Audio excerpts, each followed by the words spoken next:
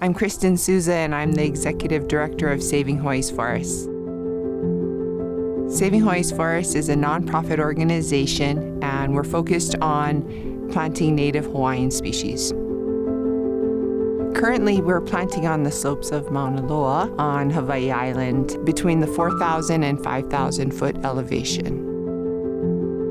In order for us to reforest an area, it's a very long process actually. It starts with finding a planting site, learning about what was once there.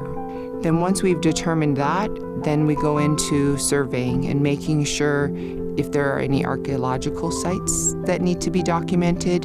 And once we've determined all of the different species that we need, we then do seed gathering, which happens right in the area that we'll be planting. And so we want to make sure we gather seeds from the neighboring area of where these seedlings are going to be planted, opposed to gathering seeds from another island or another location. It's their home. It's where they're used to growing up, and they're used to the rainfall, the sun, the heat, the elevation, and it just really helps to ensure their survival.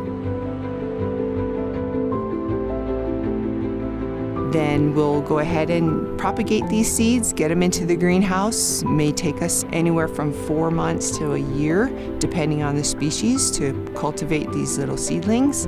While that's happening, we're putting up the fencing of the area, preparing the land, and getting the area to be clear of any invasive species. And if there's certain grasses, we're preparing the hole for the seedling to be placed in so it's not competing with the grasses. And once the site is prepped, we bring the keikis in, the little seedlings, and we get to work planting, watering, and fertilizing.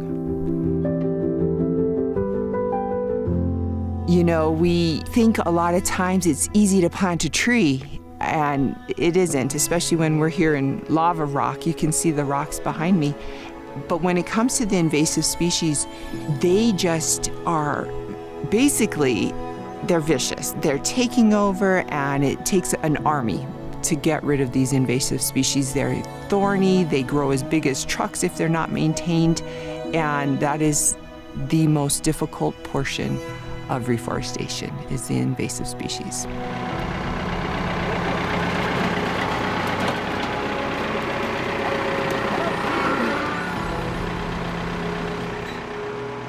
I want to plant trees to ensure the future of my children, my grandchildren, this entire world.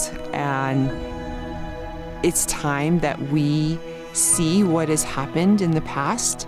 It wasn't done intentionally, but things were cleared. The area was cleared for different types of businesses, ranching, cattle, and it wasn't done with the intention of, hey, if I do this, we're gonna have a problem in the future. This is what we knew.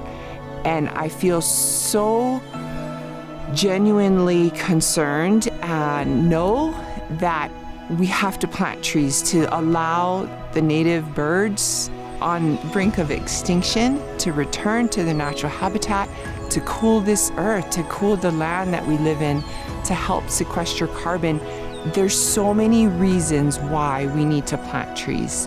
It has like a cup, and it'll catch the water. If the tree is outside, all the water will pour off and it won't get its water.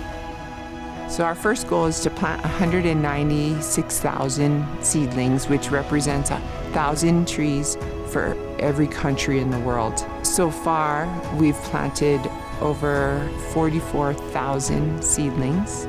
And looking forward, that leaves us with 152,000 seedlings. So with this vision, it requires a team, and we need to expand that team into motivated individuals.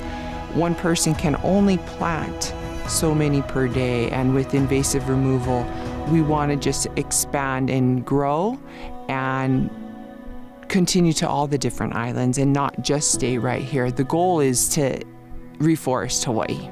That's our goal.